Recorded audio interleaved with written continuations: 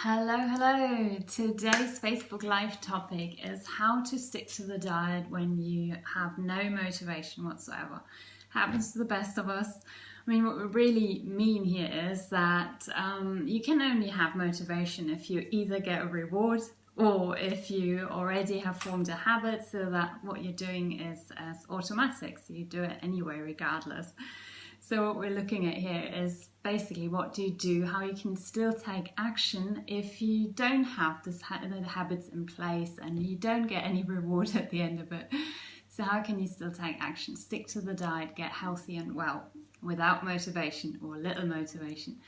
I've written down my 3 best tips for you, so hopefully that will help you push through times where you feel tired or sick or you're run down or you're just demoralized because you might have encountered a setback. So let's look at the 3 tips I'm going to give you. Tip number 1, to get the motivation. Oh, hello Emma. So tip number 1 is to set your environment up for success. Tip number 2 is to break the journey down into smaller steps. And tip number 3 is to give yourself an incentive.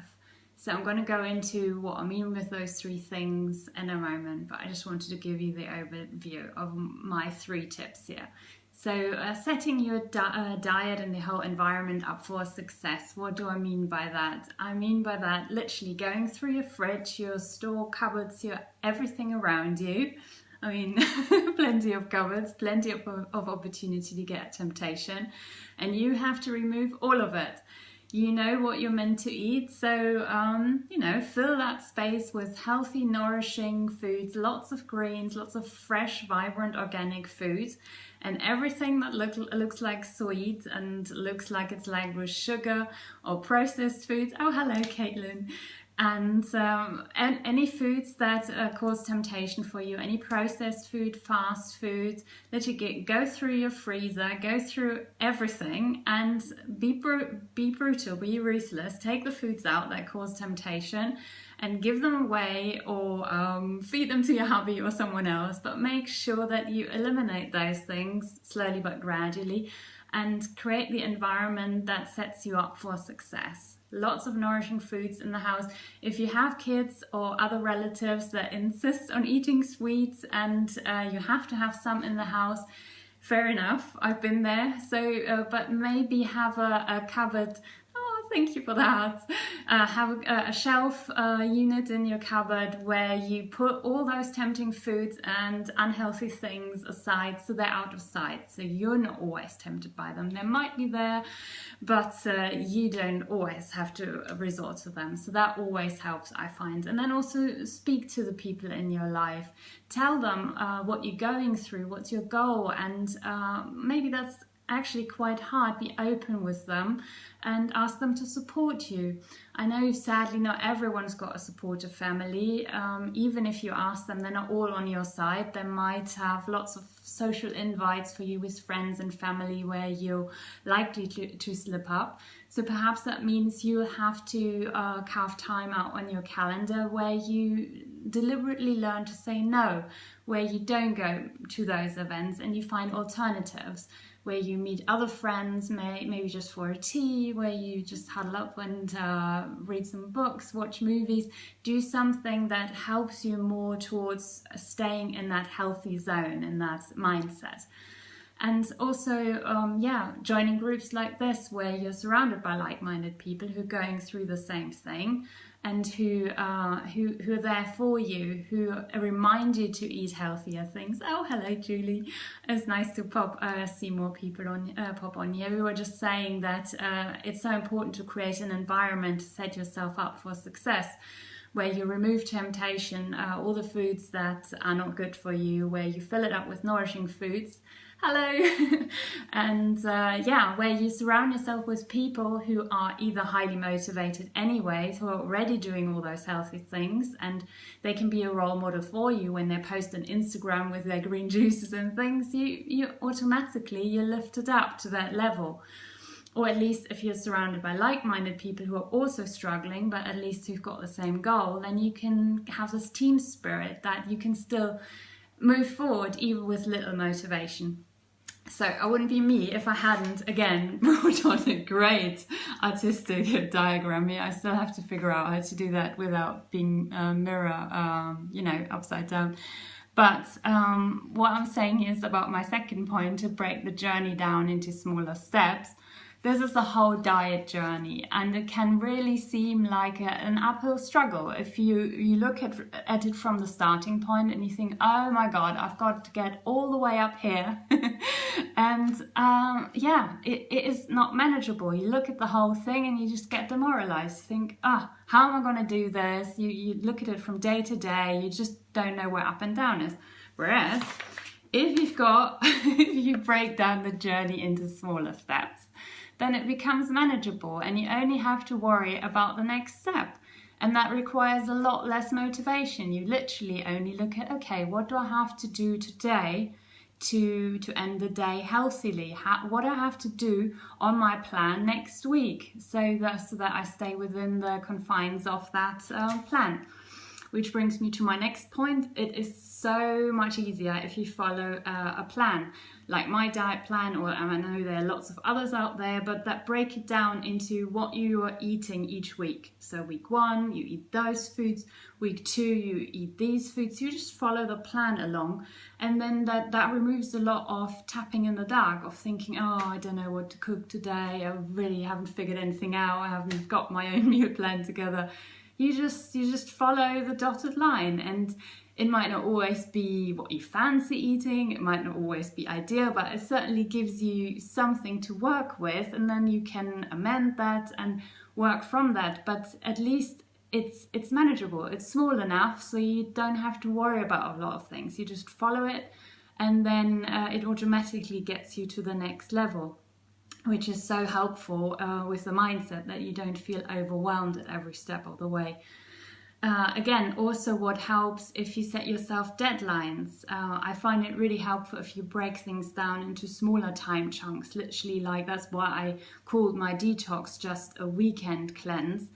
Although I started with a week one, so I did try the long approach as well, but it's so much harder to stay motivated, because then you get into this mindset, you question everything and you look for these symptoms everywhere. Whereas if it's a small time frame, then you can ease into it. You just know, okay, I can get through this, even if it's hard. It's only 1 or 2 days. Even if I don't like it, I can, I've just got enough willpower to get me through to the next level, when there's something else that, again, makes it easier for you to focus on that, because it switches things up.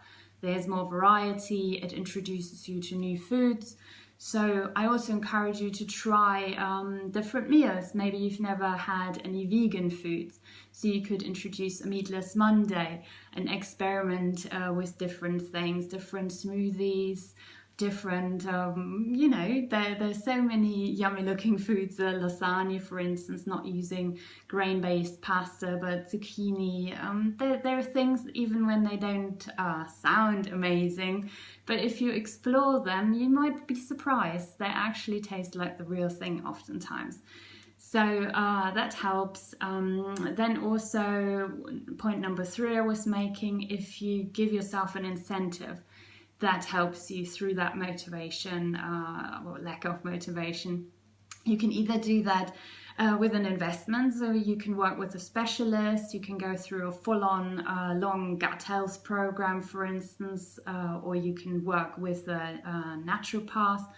At one point I worked with a guy in Texas, and he was very renowned. He was actually I don't only know the German word, but he looks in a lab for all the parasites and different microbes, so he could exactly pinpoint what was wrong with you, and depending on that, develop a different plan for you. So he was very advanced, and that was very different, a different approach, but it was extremely expensive.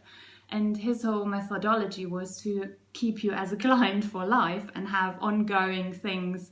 And I couldn't afford that long term. So it put inordinate pressure on me to get through this small time frame with him. So I was highly motivated just because I put that investment out there. But again, it comes with its own stressors. So you can maybe create a similar thing if you team up with a mastermind buddy, with a friend or relative, and you get them to hold your feet to the fire. Maybe even with saying you donate money to a cause that you don't support if you don't stick to the diet for the next week, or if you don't reach that next goal, which is really tough. I know a lot of my business friends who've done that, to encourage them to, work on their goals. And if they haven't performed, they had to donate money to a dodgy cause. That's brutal. I haven't done that, but I know it works as well. Or, you follow a systematic approach where you allow yourself in the beginning to make it easy, and then to have it progressively harder. That's the whole methodology about my diet plan. I make it easy in the beginning by allowing grains and like whole grain rice, spelt bread. So I don't eliminate all the grains straight away like you would normally with a leaky gut program, like a GAPS program. Oh, hello, Cassandra. It's good to see you. I was just talking about the benefits of following a progressive diet approach, whereas to help you stay motivated, making it easy in the beginning and then progressively making it harder when you have a bit more momentum and therefore more motivation to see yourself through. Hello. Yeah, so that's really helpful. So just to summarize, because you came on a bit later, I was giving my 3 tips for staying motivated. I said it's so helpful to set yourself up with a supportive environment by being surrounded with like-minded people who are already highly motivated.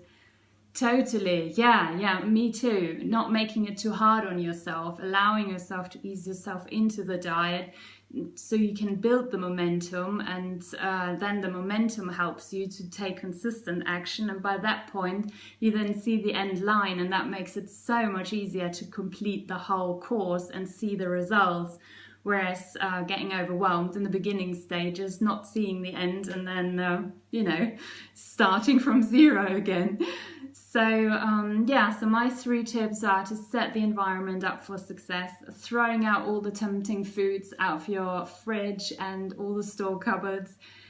All the sweets need to go, all the dodgy fast food, everything needs to be handed over to the hubby or someone else, and kids need to have their dedicated shelf unit where they have their sweets, so it's out of your sight, and that's helpful. And then again, working with a mentor or a mastermind buddy, somebody who holds you to a higher standard, so even in times when you're not motivated, when you might feel ill or slightly run down, or you're just demoralized because you had some setback, then they can remind you and post some Instagram photos of green juices and some nourishing meals to inspire you to get out of the funk. Yeah, out of sight, out of mind, totally. And that way you don't have all the pressure on yourself, but it's a lot more fun. You get inspiration from other people who are going through the same thing or who've already mastered that next level. And I was also saying, you often reminded me of that, how important it is to look at just the next step, not to look at the whole process. I've made this very nice diagram here just to say that it is just so much easier to break down the journey and not to have it all in one go. And that makes it a lot more manageable. You only have to worry about the very next action. And that's really been helpful for me. And to give yourself incentives once you've reached the next level on your journey, being it you've lost weight or you've got more radiant skin, or you've got more lung capacity when you're working out, then give yourself a reward. Buy some nice book or take yourself out for a fancy meal, a healthy meal. Maybe you try out something different. I do love the diagrams, yeah. They're definitely, they're a work in progress, but I'm really enjoying them at the moment. I'm using them for lots of stuff, for business as well, just to visualize where I want to go. And it's been huge for me, so I'm doing them all the time now, so be prepared. But so even when you're not feeling motivated, the key is to have just some backup plan in place, like I said here. So everything's set up in a way to help you get out of that funk, so you can still take action. That's the key thing, not to lose that momentum. Awesome. Yeah, that's what I had for you. If you have any more questions, pop them in the chat box. Either say something to it now or respond after the video. But thank you so much for joining in. And yeah, that's been really good. Thanks, guys. Bye-bye.